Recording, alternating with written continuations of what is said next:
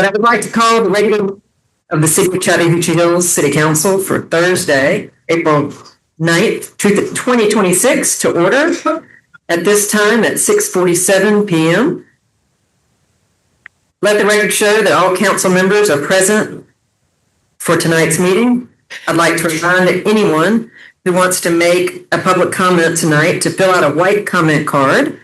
Please hand those to the city attorney after you fill them out. I think some folks have already done that. We do have one public hearing tonight, so please fill out the yellow card, and I know we have some of those, if you wish to speak on this item. If you have cell phones, please make sure they're turned off during the meeting. Please be sure to step outside if you need to make or accept a call. Will everyone please stand for the Pledge of Allegiance? I pledge allegiance to the flag of the United States of America, to the republic which stands one nation under God, indivisible, with liberty and justice for all. Again, just to set the tone for our meetings, and I'd love to see the public out, and wanted to ground our conversations in kindness and respect. And I invite everyone to join us in that spirit of these discussions tonight. Even when we disagree, we can do so with respect. The way we govern ourselves is often as important as the positions we take. Our collective decisions will be better when differing views have had the opportunity to be fully vetted and considered. All people have the right to be treated with respect, courtesy, and openness. We value all input. We commit to always conduct ourselves with civility and courtesy to each other.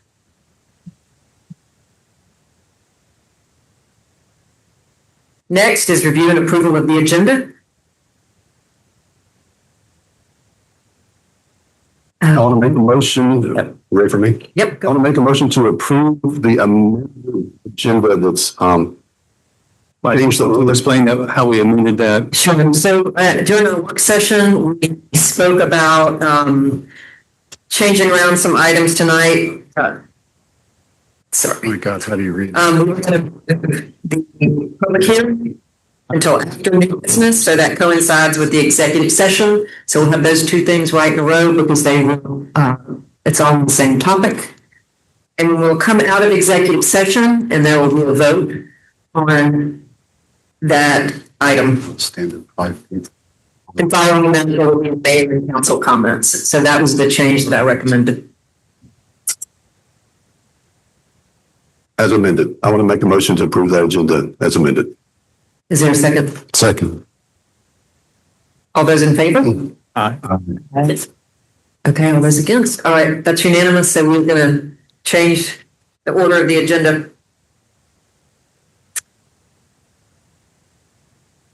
Next up is the approval of minutes of the regular council meetings for March 3rd, 2026. Can I get a motion and a second to approve those minutes? Make a motion to approve those minutes. Is there a second? Second. All those in favor say aye. Aye. All those opposed? The minutes stand approved. You need to speak to them. Okay, we're working. We'll do it. Okay. Maybe I'm going to move the mic up. The next thing on our agenda is a members update. I'm going to keep this short just because I know our meeting may go a little long tonight. This was something that we added the first of this year. And a couple of things I wanted to mention. One being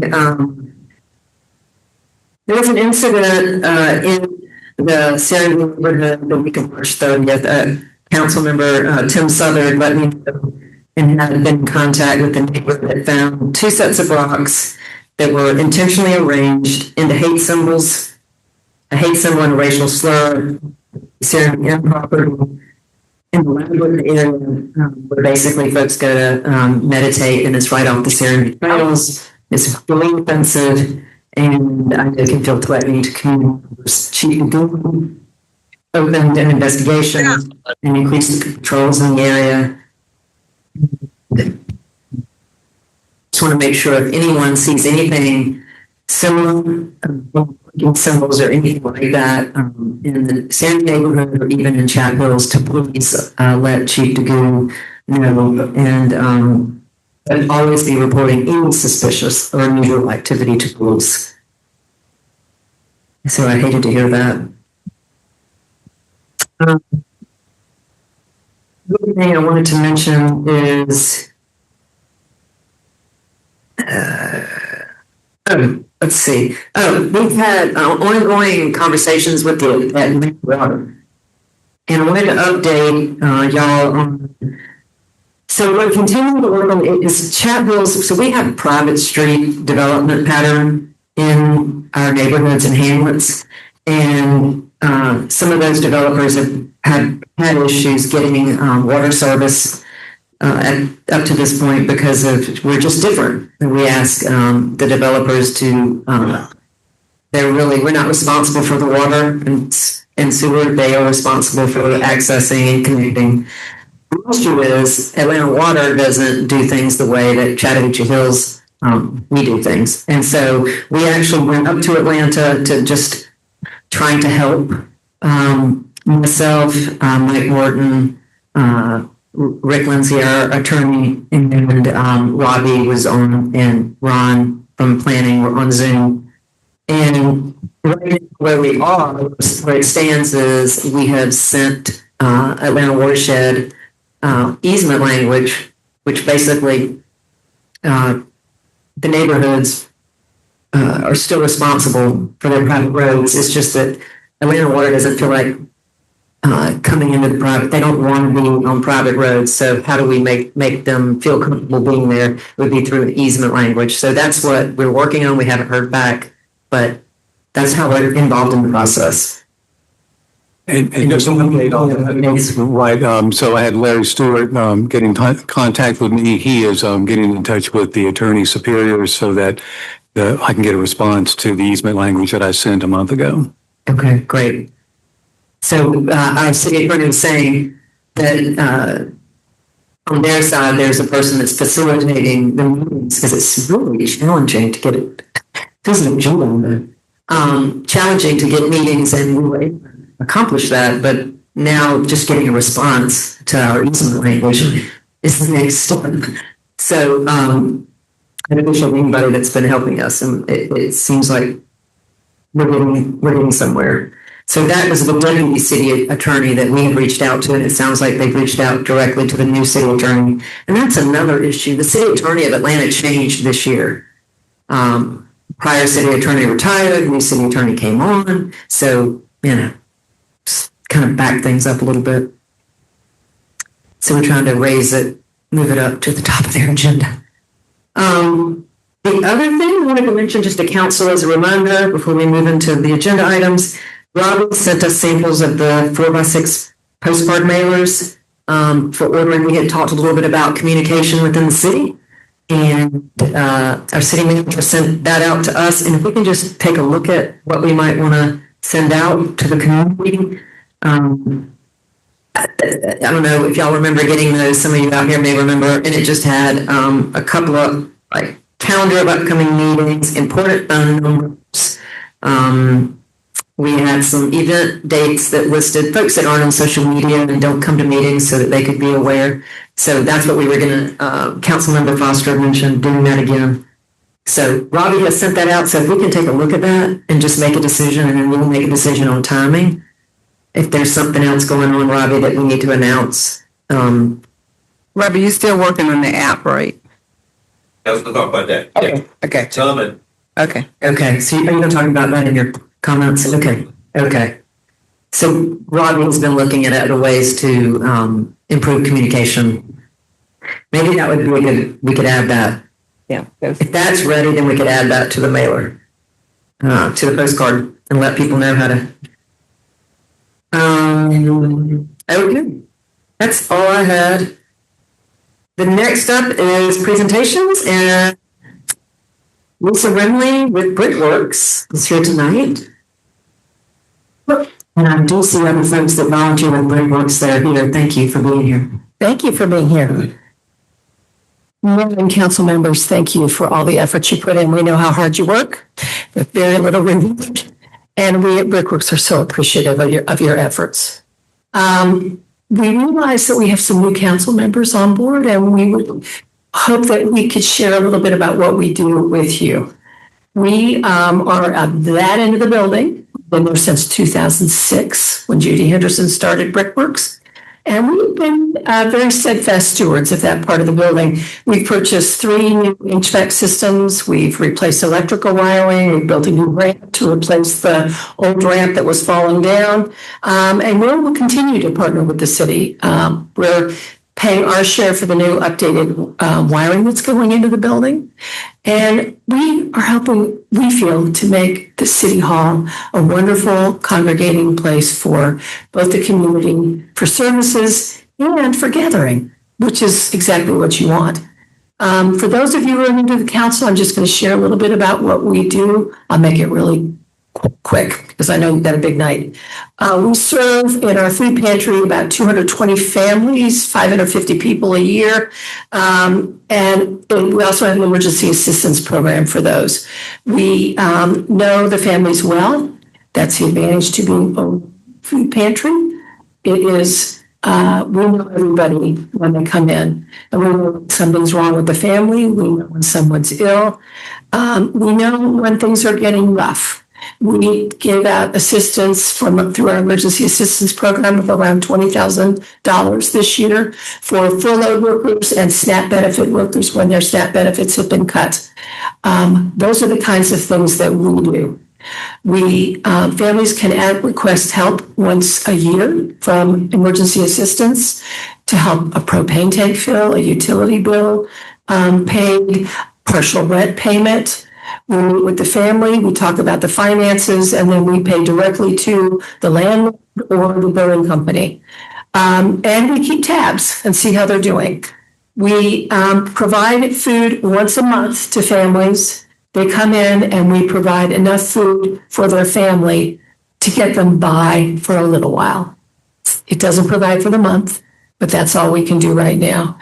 It does get them by though. It helps with the gap. We also review all requests for emergency assistance very carefully. We run a very tight ship at Brickworks and always have. And families that come to us have to provide all documentation for us. The library is so lovely now. We are so proud of that library. Thank you so much for allowing us through the city funds, through a grant, to update the library. And along with our income with Brickworks, we were able to redo the entire space. So we combined income. The food pantry now runs like a top. It's so much more efficient. And the library is just a lovely rural library, which it always should have been. It's being used quite a bit. It's a gathering space, and we expanded its role with tutoring, author talks, book clubs, Toddler Tuesday for little ones. That's a big hit. Classes for adults. There's a class going on right now in there. Mahjong, canasta game time, puzzling, and coffee's always on, and there's always snacks in the basket. It's just a warm and fuzzy place, which is wonderful for the community. It is a meeting area for anybody to use, including police, fire, anybody who wants to use it, it's there for your using. You can check out the latest reads, and they're free for you and your children. So this space is being used more and more. And as we increase our programming, I think it will continue to be used more. We also provide community outreach in the form of T-ball signups. Those who have played T-ball at the Little League fields know what a great little program it is. We provide through our website registration for that, and then we pay for the kids' parents can't afford to pay. We have always done that, and we always will continue to do that. We provide backpacks, school backpacks, 75 this year. Kids come in, they get to actually pick out the backpack, and then we fill it with all the stuff. We provide a Christmas gift program. This year we took care of 100 kids. We pair children with families, and families shop for the child. They have something under the tree. And it's a huge benefit for both the family shopping and for the kids receiving the gifts. We also take care of anything that the city cannot. We step in. And that's what we do in Brickworks. We hope to work hand in hand with the city now and in the future. We started in 2006 with big-hearted Judy Henderson, and we continue to be a grassroots organization. We are all volunteer. There's about 35 to 40 of us on staff, but we're all volunteer, and everyone has a heart for this. We are so thankful to be part of this building, part of this city. And please come by and visit us any Wednesday. At round 2, you'll see us in full swing. We'd love to see any of you. At the very least, make sure you take a look at our website. I put a paper up there for you to take a look at all the things we do. And our website's on the bottom. Thank you so much for allowing us a little time tonight. Thanks, Lisa. So Lisa, I do have a few questions for you. Wait, I have a few questions for you. Can you hear me? You can hear me? Okay, good. I know that you said you served like 7 families. Yeah, we said about 70 a month. I'm just reading what's on here. Right. How many of those families are Chattahoochee Hills? So the majority of our families are Chattahoochee Hills and the existing perimeters. So we serve our neighbors also, which is what we've always done and what we always will do. We serve within Chattahoochee Hills, that is the majority, then Fairburn and parts of Palmetto. That's the way Brickworks has done it, and we will continue to do it because it's been neighborly to people just on our perimeter. And so I know that you continue to grow. What are your expansion and plans? Like, We've done them. We would love to have an overhang for our volunteers so they're not in the heat of the day putting groceries in or in rain in the winter months. That's kind of in the works. It would be a beautiful overhang that would be lovely for the city too.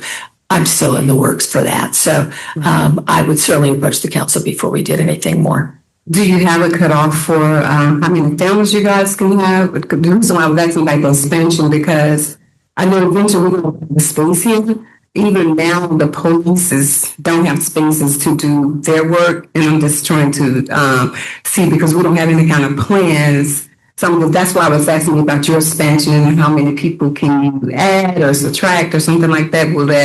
Can you turn down people, or if they come to our food pantry and they are not within our boundaries, we give them food that day, and then we tell them where a closer food pantry is. So yeah, we do turn people away. However, you can't turn away people that live in Chattahoochee Hills. So we will expand as we need to. That doesn't mean that we have to expand our structures. We went ahead and renovated so that it would allow our food pantry to better serve people and the library to function well too. So that's what we did. But we're still staying in the space we have. We have no plans to try to move forward with anything else. okay? Well, thank you very much. I've had a question. To help you, 35 to 40 on a given, we have, no one's paid. and I've been there a few times on Wednesday just to see the food bank and the volunteers you have. Hot day where it's 90 degrees. Yes, miserable for them. Everyone's smiling. It's the loveliest group of people I've ever worked with. Yeah, They're just wonderful. I don't know what you do to them, but the volunteers are always happy. Thank you, but it's not me. It's them. If you come in with a heart for it, you're going to be smiling. That's right. You're so right. Yeah, just come visit. We'd love for all of you too. Any other questions? No, thank you. Thanks, Lisa, for sharing, especially for new council. That's okay. Okay, next up, we do not have any commission reports tonight. Again, we've been rotating commissions so that we keep in touch and have better updates as to what their activities have been. But we'll resume that next month. So we're up to staff reports, financial update, city manager, Robbie Rockovitz.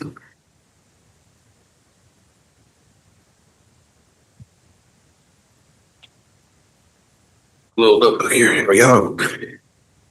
Hey, council, staff, all the Chatt Hills citizens, thanks for coming out. Because I got some announcements going to be real late. All you guys are here to hear this. So for the financial, before I get into that, I'm going to say real quick, having National Week, I was still, since our audio is working, but our camera system isn't working, maybe we should just switch on the TVs for watch the Masters. We take a vote. I do have my cell phone. Unlike Councilmember American Coaching Culture wearing Gator colors, I just want to call you out on it. Just real quick, before I get into the financials, ladies and gentlemen, just quick before someone else does, so I get to go first. All of the department reports are in your agenda packet because the council meeting is a little bit later. It's on Thursday instead of Tuesday. We set the schedule last December. The council did, so we knew that it was a night. So the staff reports were able to get in there because the end of the month happened at the end of March. So we're going to get those in there. So you probably receive some early reports tonight. Right? But Kevin Blue, Chief Blue, not really, but very long. Oh.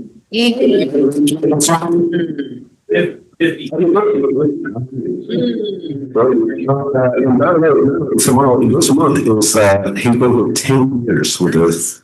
Single Chattahoochee or 10 years. That's a good tenure for you. Yeah.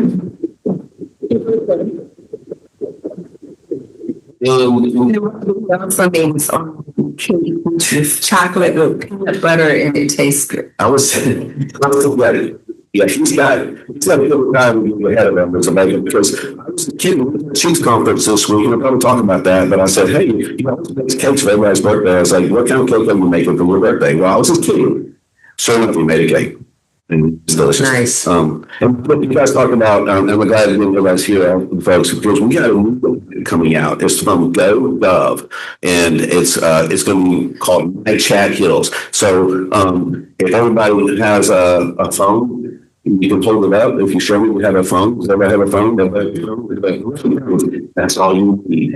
That is all you need. You put this app on your phone, and that's free. We're going to send out how you can download the app. So right, I got a team working with it. Staff here working with the app. It's basically going to link you to the website as well as push notifications. So you can sign up for those notifications. You know, those are things that you get all the time. It's like, you can sign up and say, oh, there's a meeting coming up or there's an event coming up. So that's going to be the GoGov app that we're going to have. It's about to roll out. And we'll make sure that we get that link out there so everybody can sign up and just download that app. It's called My Chatt Hills through GoGov. And it's just like getting an app on the phone. So that's going to be helpful for getting information when things happen. If you don't, a lot of people check email or a lot of people don't get the newsletter. But everybody, almost everybody has a phone, right? Because a charger for my phone a couple of weeks ago. I was like, well, how am I going to get to X, Y, Z? Because GPS, right? Even though I'm not a good there, we rely on our phones. So that's coming.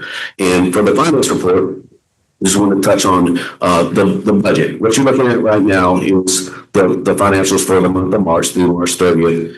And the budget room has a season now. So I've got budget spreadsheets that will populate, and those spreadsheets are going to populate our finance software.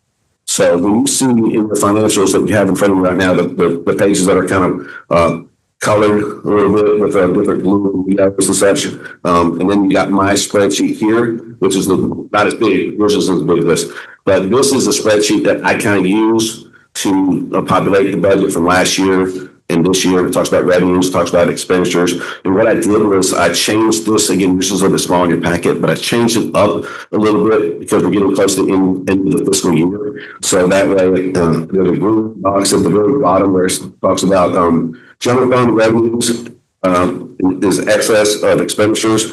That is going to be what money is in the bank. So I'm looking at that. That money is in the bank. Also at the bottom, it will show you there's money in the general fund, not T-Splosh or hotel motel fund. So I'm keeping track of that because during the budget, we set the budget, that the reserves, what's left is what we program for capital projects.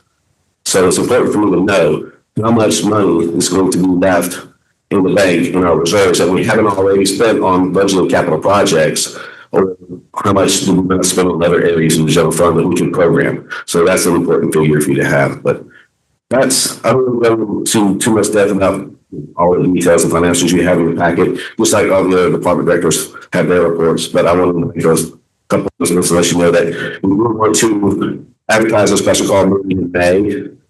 So we can get, you guys may have it longer, so we can talk about that. That's one of the topics at the retreat, have a little bit longer, public sessions for the budget discussions, and that can be in May, also in June, because the budget has to be adopted before the end of June. The school year starts in July 1st. So I know it kind of was all over the place, but happy to answer any questions you may have. Don't know this from masters. I haven't seen it today. So someone can tell me. Yeah. Don't know. Okay. No, I-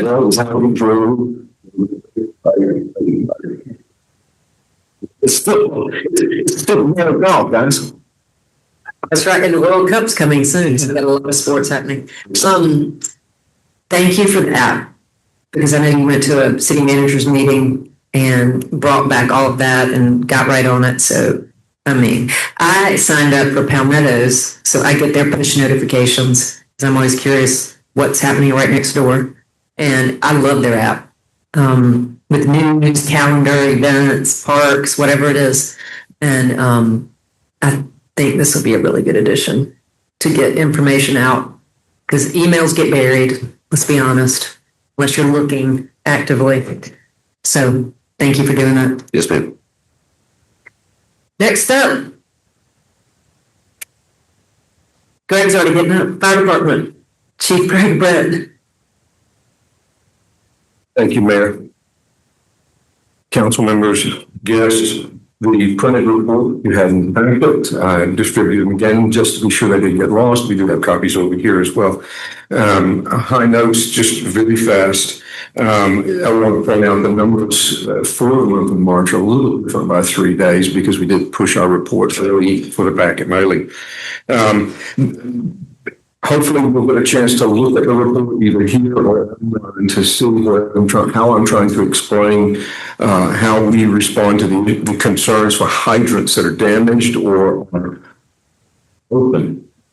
And I say open as compared to the term flushing. And so there's I hope a good comprehensive explanation here of how Atlanta Watershed and the lab division applies these flush units. And so I think that will explain to everybody sometimes what they're seeing, and then sometimes there are damaged hydrants. So if you could take a look at that, this report again, if you don't have it in printed for citizens, it's online at the city website. I have to tell you, I am excited about the resources that we see building up for Grady.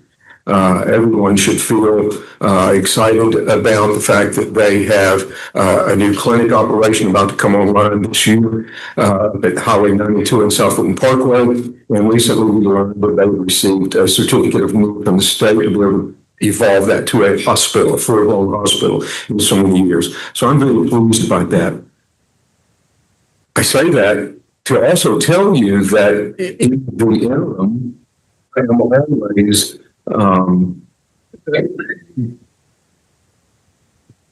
arguing is not the word, it's a little too much, but I'm always explaining the concerns that we have for having timely response by ambulance units into our city. This is a posting plan, how many units are available and so forth. So I say that to, I guess probably to say to you, put it a note in your head and ask me more what that means, because it is something that I advocate for all the time. And the way to try to underwrite some of the deficiencies there, you know that we have a total of 14 full-time personnel on the clock in the station around the clock, 24/7. We have ALS, Advanced Life-Saving certifications, so to the level of paramedic and cardiac technician and so forth, that we are able to serve a patient well until they are able to be transported. we have transport capability and have in the last month conducted that transport for someone who had to go because we could not wait on an ambulance to get to us. So I would love to give you more detail about that if you'd like to know. Finally, there is a conversation happening within the community about concern for materials, especially beetle infestation, scattered here and there. And what is the fire department doing that? And the truth is, when we can read about those beetle infested limbs and trees that have fallen on private property, but we can strengthen our initiative in Georgia fostering with the community to talk more about how to mitigate those hazards and be more prepared to respond to fires that might occur in woodland and grass areas. Again, something to tell you about. Ask me. Any questions? Anybody? No, thank you for all you do. Thanks, Greg. Next up, Police Department, Chief Kevin DeGoo.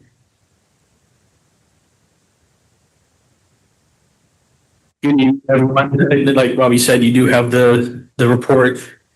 Nothing really much to touch on. I was at the Chiefs Conference this week. In fact, it ended today.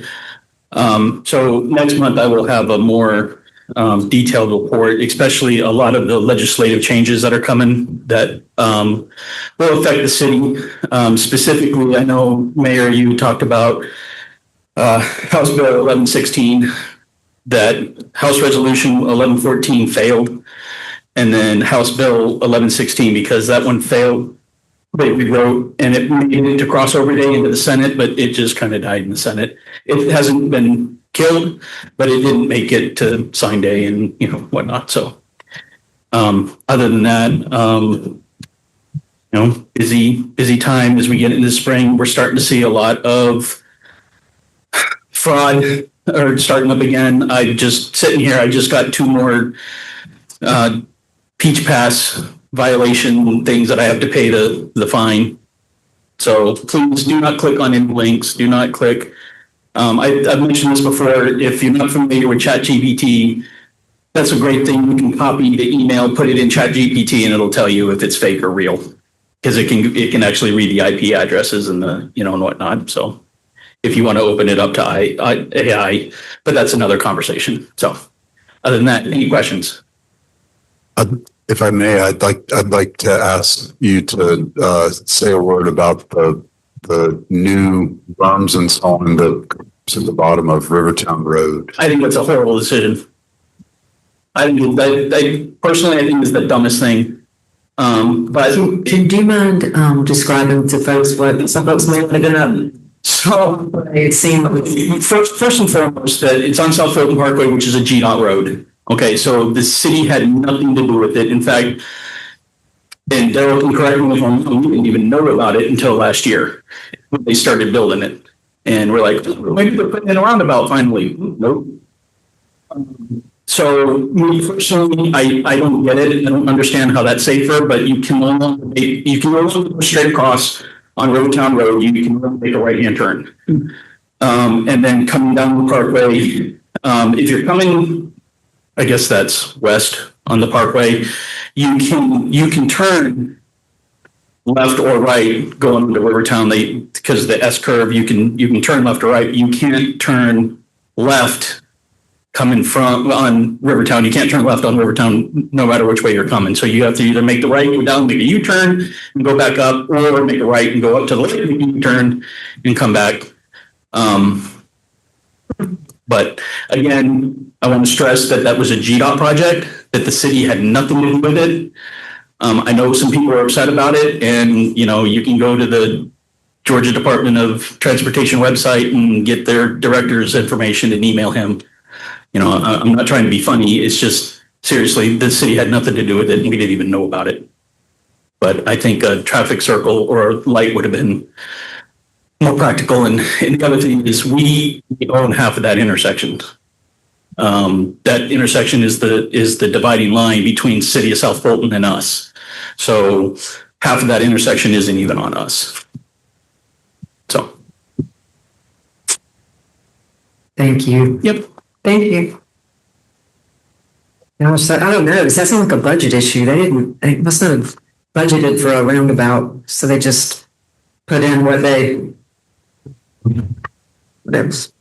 Anyway, you know what? When we get your report, I'm hoping we don't see that there were more accidents. You know, if there's not an improvement, then we need to have discussions with GDOT as a city. Okay, next up, Daryl Winlet, Director of Public Works. I heard it clapping going on out there. I like that. And council, real quick. I'm on the wrong line of work. I need to go work for GDOT. I'll tell the G to figure out what they're doing. I'm not a very smart man, but I could make a roundabout. So the first week we got the Rico ball field this year. Stop by and look at Rico ball field. But we've done a lot of work throughout the summer, throughout the winter, preparing for ball season. Another thing, if you notice that the right-of-way crews are still clearing further back with the sidearm, we're going down some of the roads that's been neglected for years.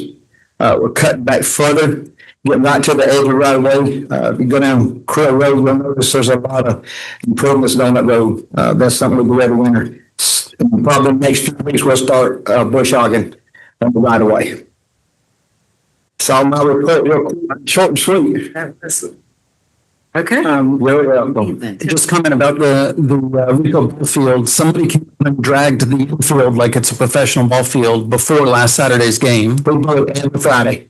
It's just amazing out there. The detail that you addressed, like getting down to bat hangers in the dugouts and shellacking the bleachers there. We painted all the whole fence and then we painted.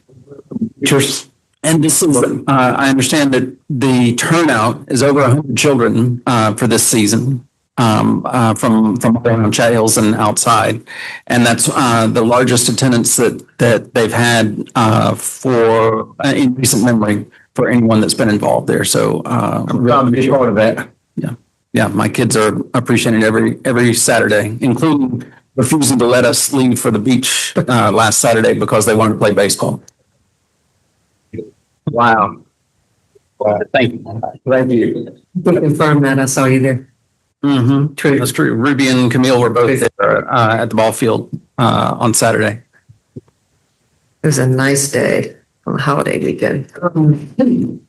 Also, okay, next up is Deputy Director, Community Development, Ron Johnson, and he's presenting tonight. So Mike Morton is away. I mean, I can't even believe he took off. He's constantly working. But his spring break, I believe, with family. So thank you for stepping in tonight. Absolutely. Good evening, Mayor and Council. So we have a number of different updates, so I'll try to go quick here. The building activity for this month and from 2025, we're continuing the same kind of decline, if you will, in and inspections and certificates of occupancy that are issued. So we have 17 that were issued last month, compared to March 2025. We had 18, so about the same. Certificates of occupancy issued 9 this year, 11 last year. Inspections conducted 116 versus 142 last year. So we're a little bit down in our permit activity. We have 3 items on the agenda for tonight that are first read items that would be going forward to the Thursday, April 16th, Planning Commission meeting. And those items will come back to the City Council for the May 5th meeting. We also have a new member on the Planning Commission, or I believe they will be once they're sworn in. That would be Steve Maple. So we do welcome him to the Planning Commission. The comp plan. The comp plan. We are continuing on with our meetings. We hosted a meeting in March for the group That was our first working group meeting. We're having the second meeting April 18th. That is a Saturday this time, between the hours of 11 to 4 p.m. But it will be a little bit different than the first one. The first one, we broke out into 5 different topic areas, if we recall. This time we will have, and they're all concurrent sessions, but this time we will not have concurrent sessions. They will be specific, assigned times for each group to come and just to focus on those topic areas. So we're really looking forward to that. Our project website has been updated. The city's page is in the midst of being updated. It should be by tomorrow. Let's see, what else do I have here? The HPC is having a meeting on April 13th. We're looking very much forward to this meeting just for the Varner House structural report, which we've received back. We've partnered, just as a quick refresh, we did partner with Chattahoochee Now, a private nonprofit in the city, and they are funding that report on behalf of the city and the HPC. So we're very excited about seeing the report on what it says for the future of the Varner House. And lastly, I have just a reminder, mainly for the council, the mayor, we have a training, planning and zoning 101 that's coming up. That's going to be on April 29th. Between 9 and 4 p.m. So that is quite a long day for us, but it will be right here in this room. We're looking forward to it. We've received nothing but great responses from the board members that have taken it. I've taken it myself multiple times, and I think it'll be a great help for the city and for the council to give them more background. So thank you. Thanks for organizing that. That was April 23rd? April 29th. Okay, got it. And would you? The 23rd. I got the 23rd. I'll double check my calendar. You may be correct. I'll double check. Okay. And could you repeat the dates for the conference and the HPC meeting? Yes, HPC meeting is April 13th. Do we have that? And Sorry. oh no, Rob, I can see he was looking. and also I'm sorry, what was the other one you wanted? Yes, so the next working session, working group meeting will be on April 18th. That's a Saturday. Right now we have this hours of 11 to 4 p.m. booked. We don't expect everyone to be there obviously for that long. We'll be assigning those times, and we'll be reaching out to people who went to the last working group. So Thanks. thank you. Are you looking? I have an invite from you, Ron. We'll figure it out. We'll figure it out. Yeah, But I think it's April. I It might be April 23rd on a Thursday. think it may be. And so we'll be swearing in Steve Maple. Steve Maple. I didn't think you could hear me. We'll be swearing you in April 16th at 6 p.m. at the Planning Commission meeting. And I saw you were here, so thank you for that, again, for volunteering to do that. Okay, next up, Economic Development Report, Director Chris Montesinos. Thank you very much. Good evening, City Council. You have copies of the Economic Development and Community Reserves Bureau monthly reports in your packet. I want to offer a summary for those that are viewing online and who are attending here in person this evening. We're currently wrapping up the Commission Visitors Bureau website, a project that we've been working on now for 8 months, as well as moving PR-related consulting services from an RFP to a selection basis, which we will be bringing back to the CBB board in May. Economic development, the Safe Roads and Streets for All Safety Action Plan, RFP to the review and evaluation phase, and we'll be making a recommendation at the May council meeting for a selection of the firm to continue that effort. Next, we have advanced the city into the second year of the Georgia Economic Placemaking Collaborative Program, and myself and 6 other members of the community team attended the spring workshop down at the Georgia Cities Foundation GMA offices just a couple of weeks ago.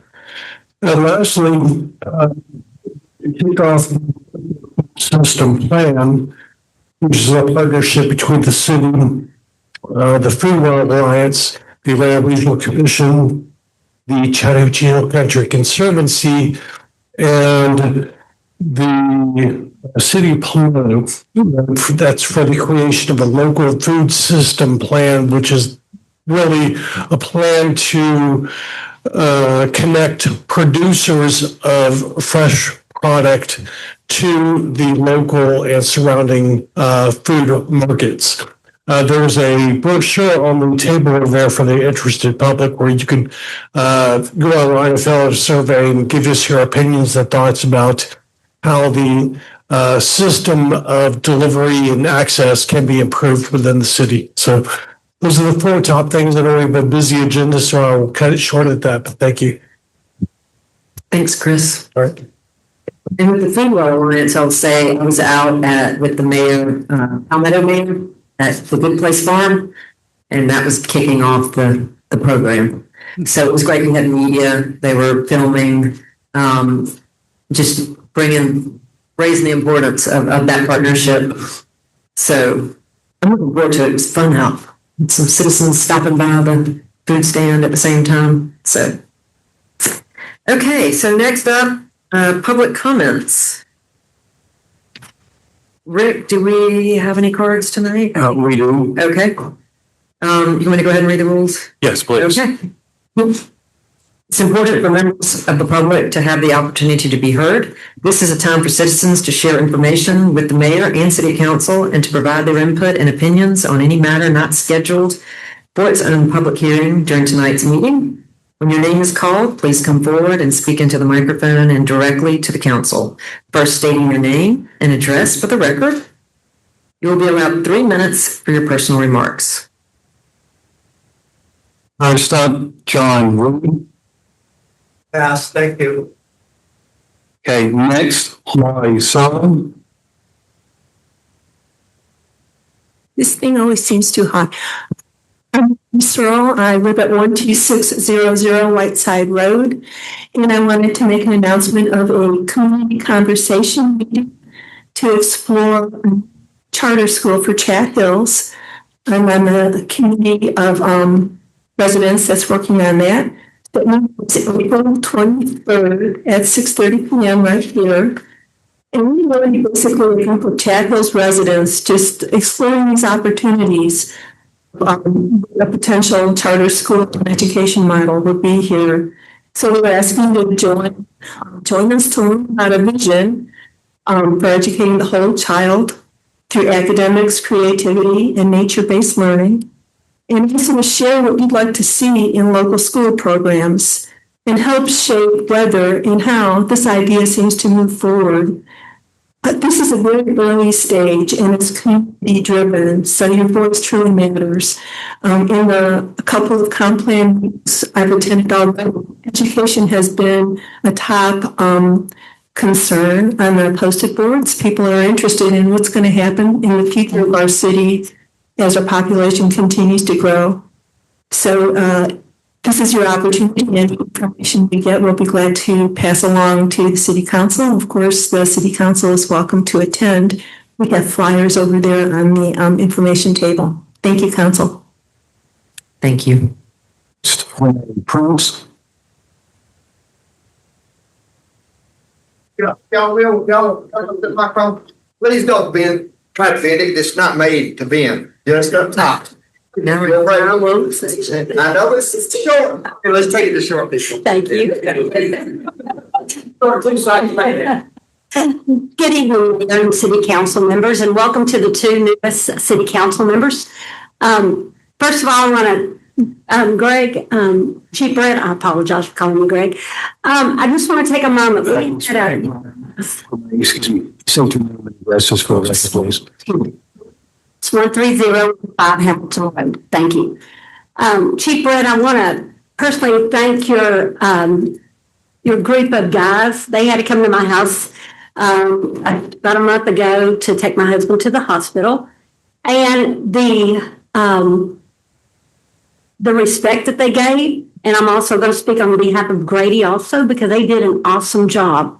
They worked together great as a team. They left. I think Grady might have been helping the fire department out with their equipment, or maybe vice versa, whatever. But they worked together as a team. And I really appreciate that, because we've had to utilize them 3 times in the last 3 months. So thank you very much for your group of guys. I just wanted to take a moment to speak to you about the transfer development rights, which is or TDRs. I addressed this at the City Council meeting in September of 2024 and have said today, to my knowledge, nothing has changed.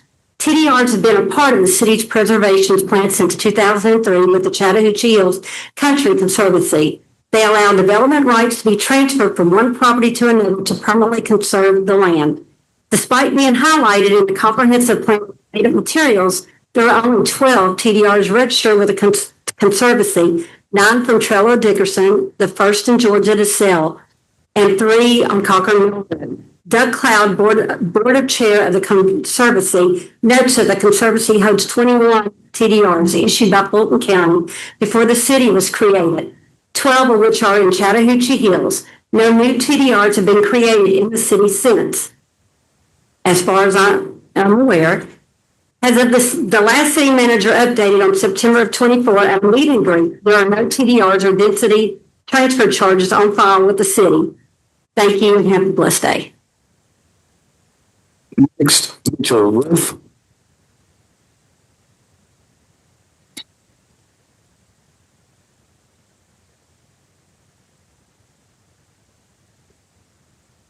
So, 11355 Sowerby Lane, Chatt Hills.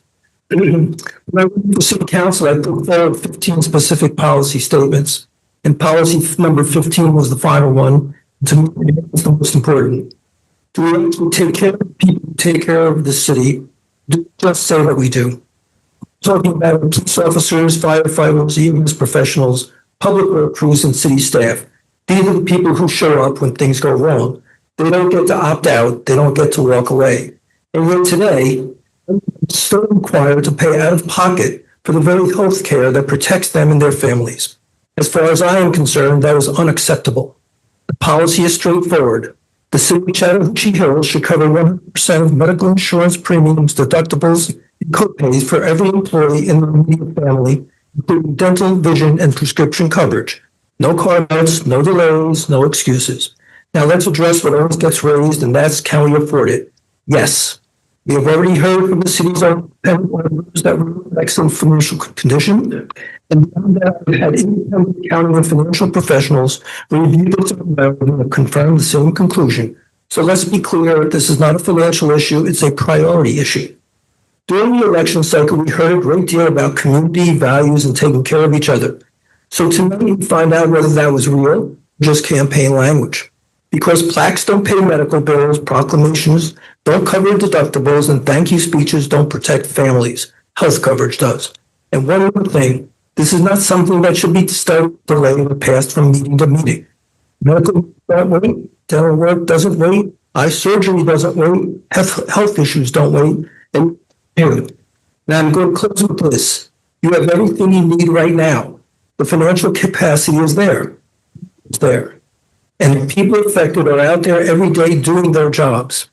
So I'm asking that someone on this council make a motion tonight, get it seconded, and have a vote to direct staff to implement 100% health coverage for all employees and their families, and then you vote on it here and now. Not next month, not after another study, now. Because every day you delay, you're choosing not to act. And that is a decision. So let's see where everyone stands, make the motion, take the vote, and do the right thing. Thank you. Thank you. Next. Next, Malia Brett.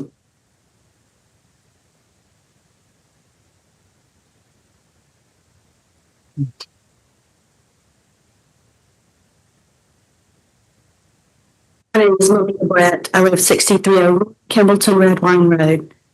I'm here tonight because I care about integrity, kindness, and those two characteristics have to do with city ordinances. This issue has been mentioned several times at these meetings and for social media. I'm actually surprised with my decision to speak because I have previously supported having such an ordinance involving ethics. I believe ethical leadership is essential. Honesty, accountability, and judgment should be a baseline expectation for anyone who chooses to serve public office. Actually, it's a good baseline for anyone who just wants to be a good person. And that is exactly why I have concerns creating this ordinance. If we reach a point where we pass a law or ordinance that requires ethical behavior, it's solving the problem. We're trying to regulate something that ultimately comes down to character, and character really can't be legislated. The biggest concern is how this would function in practice. Decisions are unpopular and inevitably will be. This creates an avenue for complaints that may have more to do with disagreement than actual misconduct. This risks turning an ethics process into a tool for frustration rather than true accountability. Over time, it could lead to frequent and retaliatory complaints, necessary investigations, and distraction from serving. I also think it's important to reflect on fairness and the culture we're creating. Accountability, respect, and honesty should be values we all strive towards as a community, whether you're sitting on the dais, standing behind this microphone, or sitting behind the keyboard. I will give you 10 thoughts that Reagan will teach our daughter. Think before you speak or type. And when you think, use it as an acronym. Is it true, inspiring, necessary, and kind? If everyone thinks, it should be just me. Thank you. Thank you. Next, John Niditz. He said yes. That was the last one. Thank you, everybody. So next up, this is where we're skipping the public hearing for now, moving back to the end, and we'll start with we don't have any unfinished business, so we'll go to new business. Item 26-021. It's council consideration to approve a resolution reappointing the Parks Commission members. And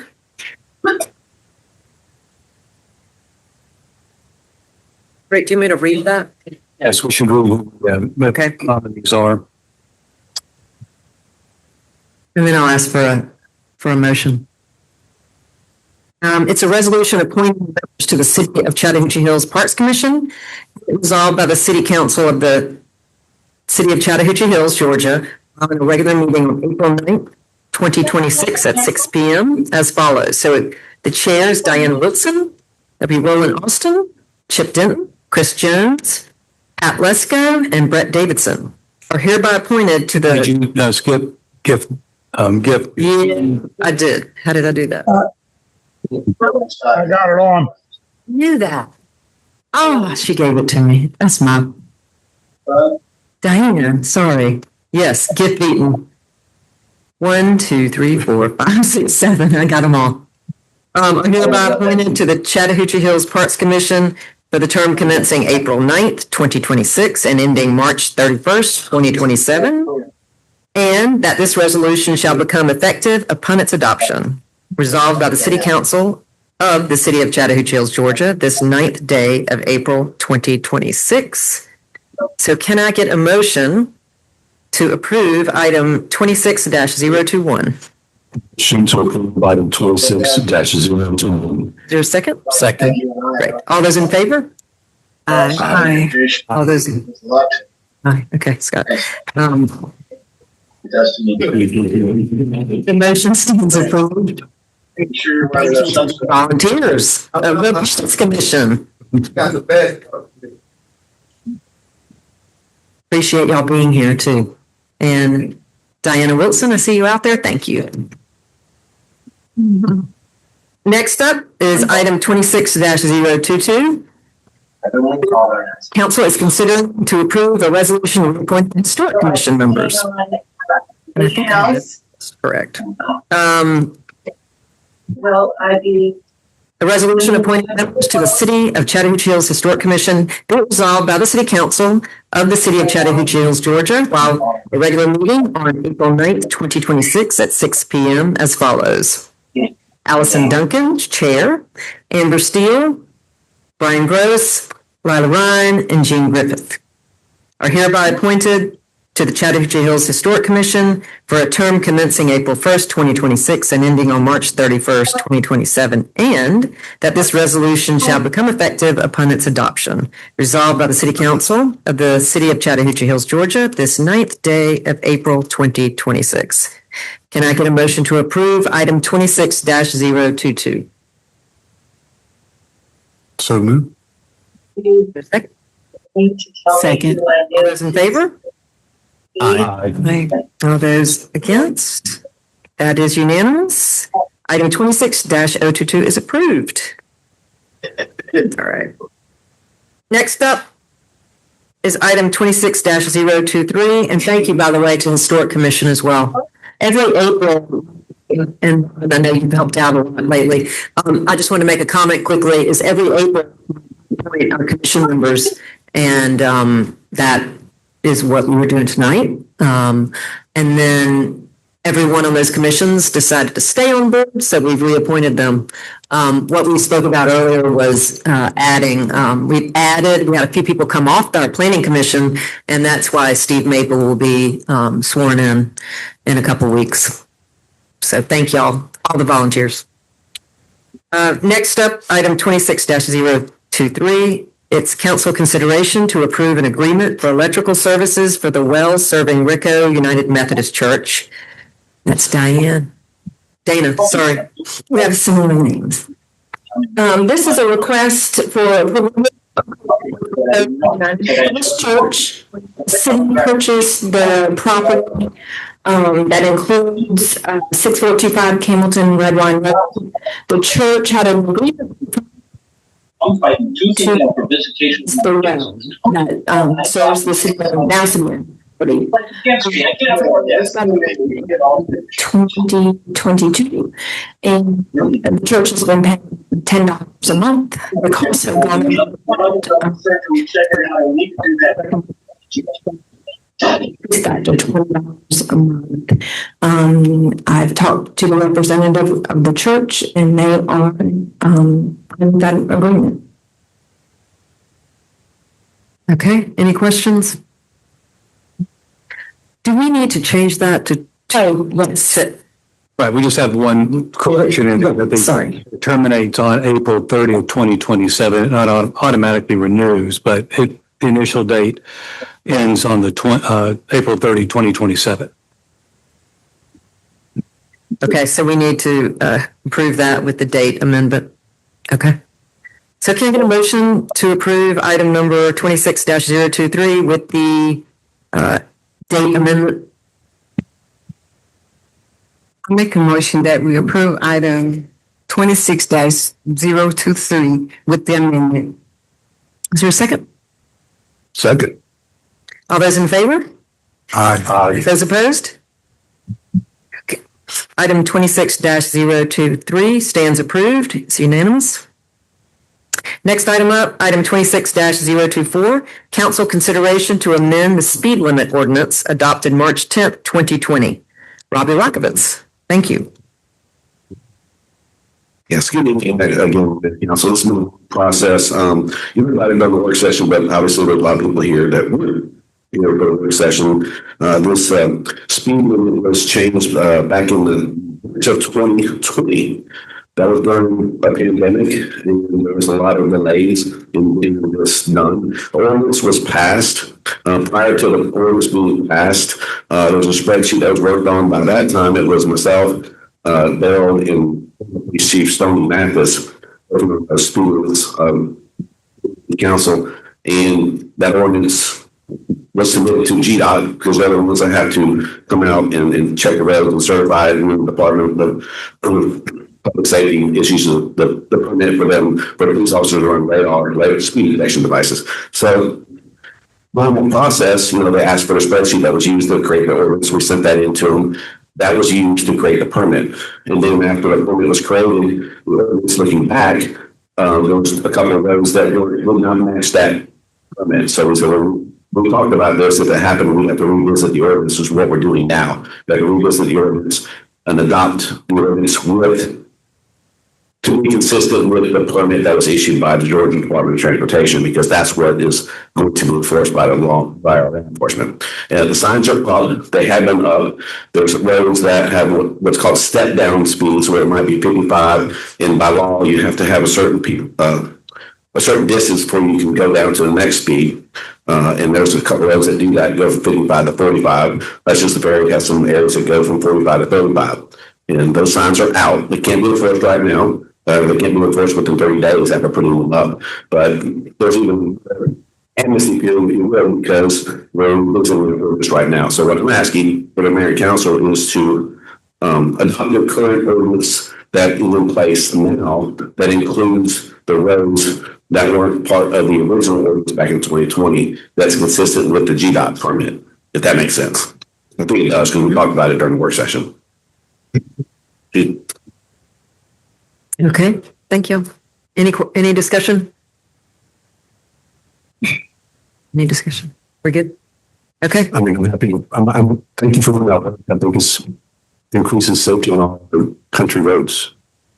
The sign will be adjusted a little bit, and it's 30 days from when it passes. Yeah, right.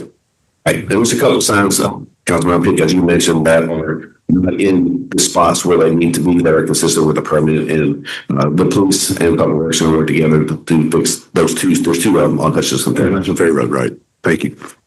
We should also say just for the public that there was a pretty comprehensive discussion during the work session on this. If anybody wants to go back to that. Yeah, and so I think it's important. So if we can get these two things to line up so we can enforce the speed limit, be great. Thank you for doing that work. And whoever maybe Scott brought that to our attention. Thank you. So I'd like a motion in a second to approve agenda item 26-024. The motion to approve item 26-024. Second it. All those in favor? Aye. All those opposed? Okay, so item 26-024 passes unanimously. Next up is a first read only, item 26-025, council consideration to approve a special use permit for a country inn or farm stay in the rural district. And that is Ron Johnson. Can I glad to go up? You can go up, that'd be great.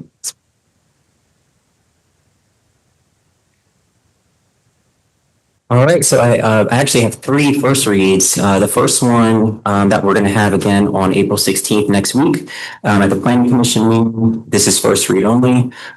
The first application is from Mark Hawley and Alicia Price. They are the representatives for New Bills Health, a nature-based wellness retreat concept that they are proposing. The property address is 7395 Old Rico Road. The property measures approximately 30 acres and is in the RO zoning district. The proposed project would have nature-based wellness retreats for the community, in addition to healthcare professionals as well that would come use the site. This would include small private cabins, outdoor gathering pavilion, gardens, trails, a learning center, market, and culinary pavilion. So there's 6 total cabins that are being proposed. The request here is for a special use permit for a country inn / farm stay.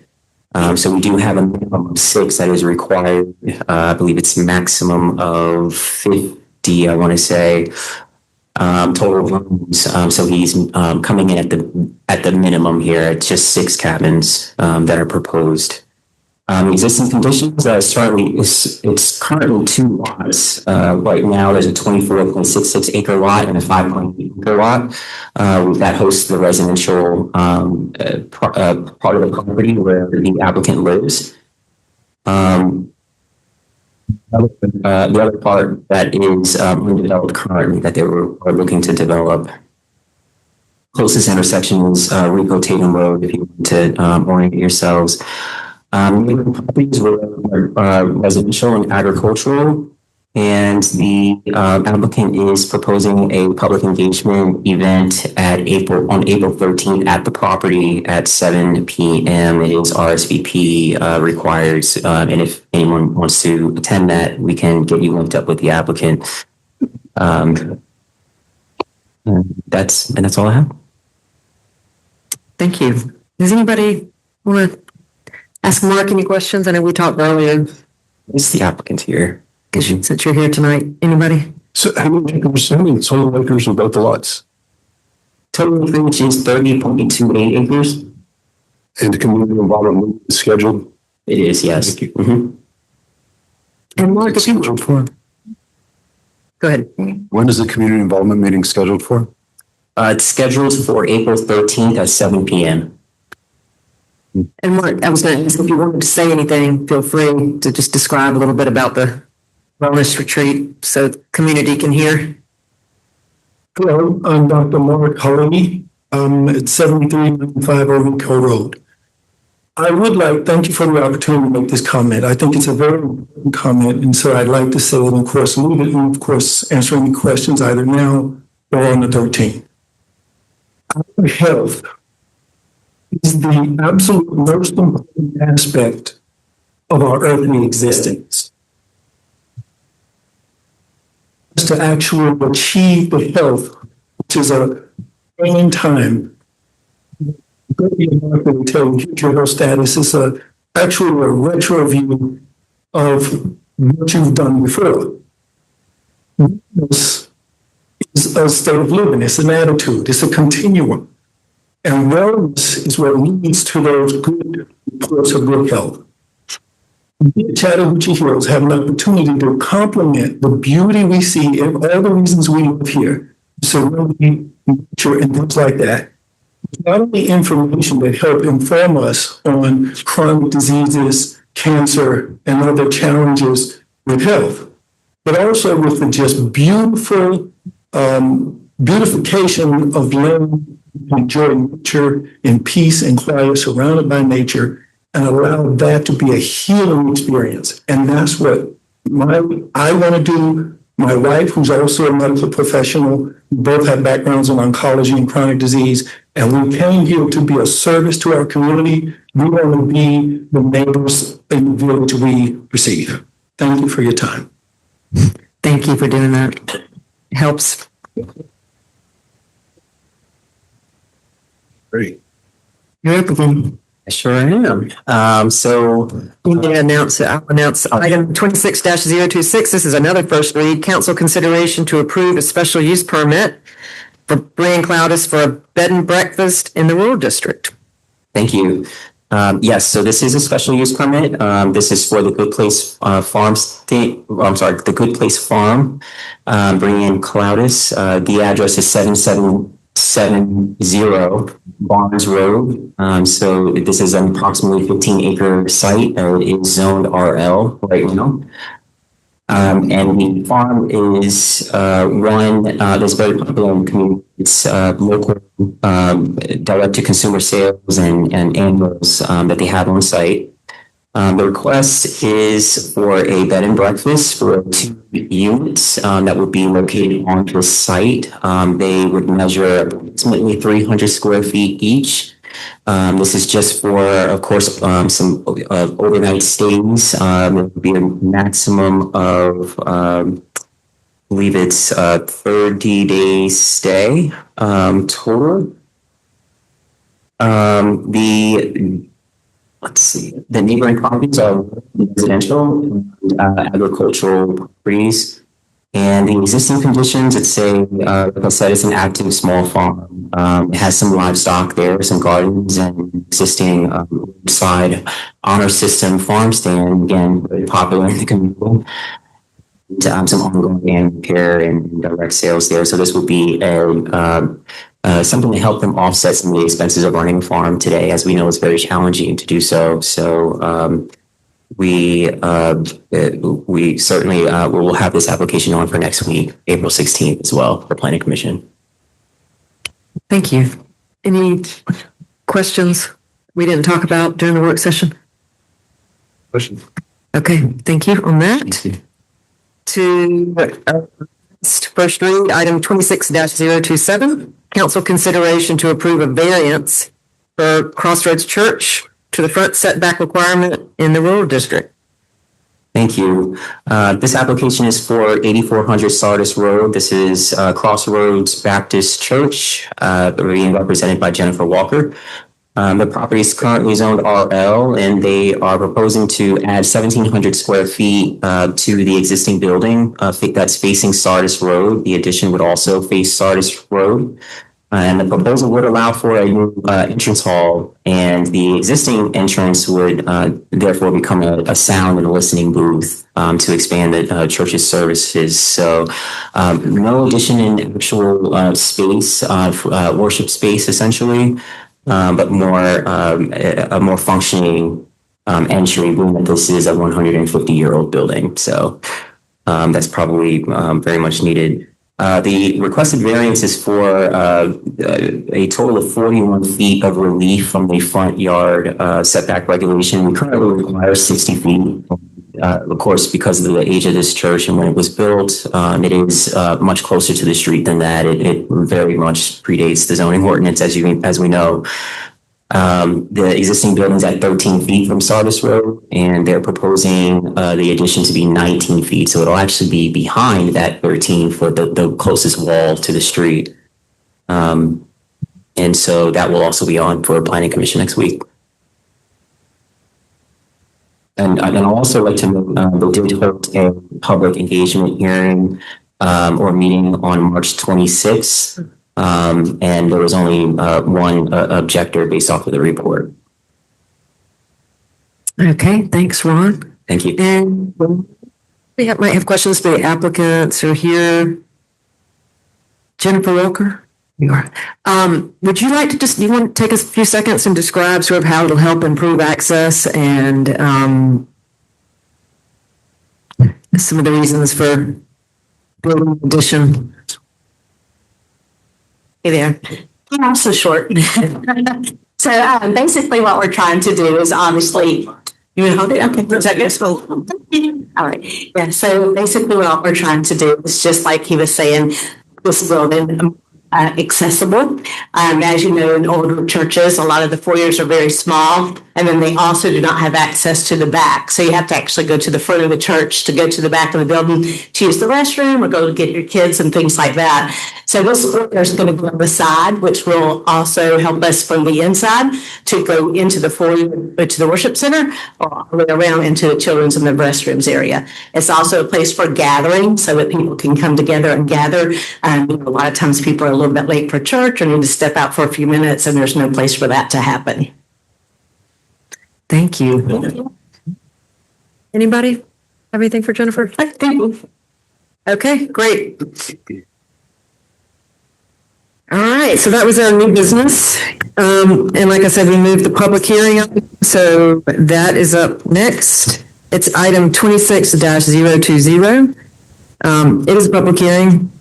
It's for council consideration of a remand order regarding pending litigation for the Harrison Merrill of WHM Chattahoochee Hills Investments regarding rezoning of 526 acres from rural to village. And that is Rick. The City Council is about to consider the revised rezoning request of WHM Chattahoochee Hills Investment LLC, which is the rezoning of 526 acres from RL Road to VL Village. The property is located at the four corners of the intersection of South Fulton Parkway and Cochrane Mill Road.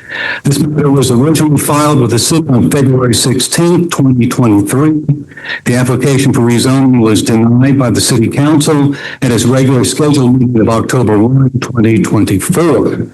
The applicant exercised his constitutional rights and appealed the decision of the City Council by filing suit in the Superior Court of Fulton County. As with all civil cases in that court, the parties were ordered to attend mediation. The city met in mediation with the applicant on two separate sessions. During the mediation, the applicant modified its development plan pursuant to the request made by the city. Following mediation, the court issued this matter to the City Council to consider the revised development plan and to vote either to accept or reject the revised plan. In addition, the court ordered that one public hearing take place prior to the council vote. The Supreme Court ruled almost 30 years ago, in the Supreme Court of Georgia, ruled almost 30 years ago that when cases are remanded to a city council for a decision on an appeal from an initial denial of a rezoning petition, a public hearing must be held and the city must follow the state law governing zoning decisions. And that law is known as the Zoning Procedures Law, often called the ZPL. The ZPL provides for a public hearing. That court decision has not been overturned. It's been cited numerous times by the Supreme Court, the Court of Appeals, and the trial courts. In our case, the judge who is hearing this appeal ordered the city to hold a ZPL compliant public hearing. The city was following the judge's order. And as such, we must follow the orders of the court. We do not have the liberty of veering away from the clear instructions of that court. Doing so could place the city at risk of being in contempt. So, following the clear language of the order, I, the city attorney, instructed the city council to conduct one public hearing that is compliant with the requirements of the ZPL. We do not have the liberty or option of having a second public hearing, such as a public hearing before the Planning Commission. The public hearing will begin shortly. Following the public hearing, the council will do an executive session. Following the executive session, the city council will reconvene the regular session and vote on this rezoning petition. There have been questions about why the council is making an executive session. The reason is simple. It is solely because this matter is in litigation. The council must be free to discuss the rezoning without adversely affecting the city's position in the litigation. Everything that is said to the public by the council members, every writing that is posted on social media, every memo written by council members can be used as evidence in the trial of the case. Such discussions are extremely risky to the city's position in litigation. As such, the law allows the city council to discuss rezoning, like all matters that are in litigation, in executive session. That is for the protection of the city and its position in litigation. It is not to avoid the public. The applicant has told the city that the revised plan has been approved by it. So if the city council votes to approve the revised plan with the conditions developed in the litigation process, the litigation will be concluded and the case dismissed. If the city council votes to reject the plan, the litigation will continue. Conditions that were negotiated in the litigation will become null and void. In other words, the plan that the court reviewed and considered the litigation will be presented to the city council back in October of 2024. The conditions were attached to the rezoning if it was approved by the city council this evening, and those are available for review on the city's website. I will present a summary of those. I'm not going to go into the detail and some of the ones dealing with retention and all that, but for the major ones. The village will have 2,000 residential units on 526 acres.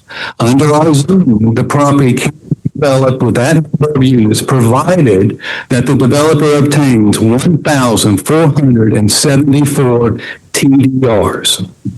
The village must adhere to the conceptual site plan that's dated December 17, 2025. And like I said, it's on the four corners of the intersection of Cochrane Mill Road and the Parkway.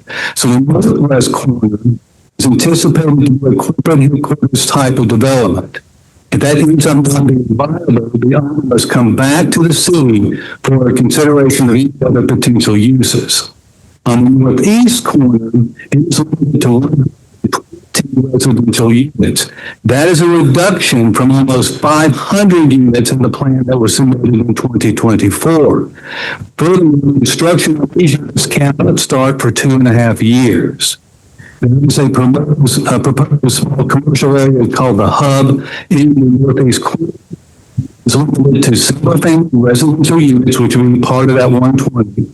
Some retail uses with floor areas limited to 2,000 square feet, except for one space that can be as large as 5,000 square feet, and also a small outdoor amphitheater that would seat approximately 200 patrons, but with no ticketed concert events without a special use permit. The target retail uses are a small coffee shop, restaurants, bike shops, and the like. No vape shops, no gas stations, drive-through restaurants, tattoo parlors, massage parlors, nail salons, car washes, hotel, parking garage, pawn shops, smoking lounge, automobile repairs, laundromat, self-storage car facility, car or boat sales, or sexually oriented businesses will be allowed in that area. The balance of the village density will be south of the parkway. At the request of the city, the buffers along the portion of the Cochrane Road in the business retail area of the village will be reduced to zero. That runs from the protected buffer south of the parkway, that's 300 feet from the right-of-way of the parkway, to the city-owned cemetery will be with the 0 feet buffers, and is intended to promote walkability and connectivity with the village. Along that unbuffered frontage along Cochrane Mill Road, at least 95% of the building fronts must be designed in the styles of buildings that were in the area of this area of the southeast between 1800 and 1835. No parking lots are permitted in front of the buildings along this section of Cochrane Mill Road. Street parking along Cochrane Mill Road is permitted. Heading south from the cemetery on Cochrane Mill, the buffering requirements will be those imposed by the code, and that's 150 feet from the right-of-way. The development of Cochrane Mill Road shall include a step-down strip of combination of landscaping and hardscaping starting at the cemetery on Cochrane Mill Road and heading north. We shall begin, like I said, at the cemetery at a 40-foot width, down to 30 feet, down to eventual 15 feet, and then down to the 0 feet when we get into the town center. And for those looking on the maps, that is the area represented in blue. Along Cochrane Mill, the minimum sidewalk width in front of restaurants and cafes with outdoor seating will be 20 feet. All other sidewalks along Cochrane Mill Road will be 13 feet in width to provide for areas for landscaping and trees. All these improvements to Cochrane Mill Road will be at no cost to the city. Now, within 12 months of the rezoning approval, the owner must provide a mutually acceptable 20-foot wide easement along Little Bear Creek from Lucasville Road up to Cochrane Mill Park. The owner will construct a 12-foot wide path in the easement as the phases of the village develop. But since this development will take probably decades, the city and/or Path Foundation can apply for grants and other opportunities to raise money and construct the path as funds are available. That way we don't have to wait for the development of the village for the trails to be built. The owner will coordinate with the city of Palmetto and the owner's development partners to provide connectivity of this trail through the Palmetto development following Little Bear Creek to Phillips Road. If any portion of the easement needs to be relocated in the future by the owner as the village develops, the owner must reconstruct the path at its cost in the new location. Also, the owner will provide an easement necessary for the trail segment identified in the Regional Transportation Improvement Plan if that is different from the trail I just discussed. The owner will provide means of access to the city-owned cemetery and provide buffers or landscaping to incorporate with the cemetery. There will be vehicular connectivity allowance across Rico Tatum Road and across Wilkinson Road to the Palmetto property owned by the plaintiff or an entity related to the plaintiff. This connectivity concept will need formal approval from the city of Palmetto, which neither party can, neither the applicant or Chattahoochee Hills can guarantee. When it abuts Bear Creek Hamlet, known as the Rainbow, there's a 50-foot setback and a height limit for buildings in that area for 40 feet and an additional 50 feet. So in other words, from the border, an area no building can be higher than 40 feet.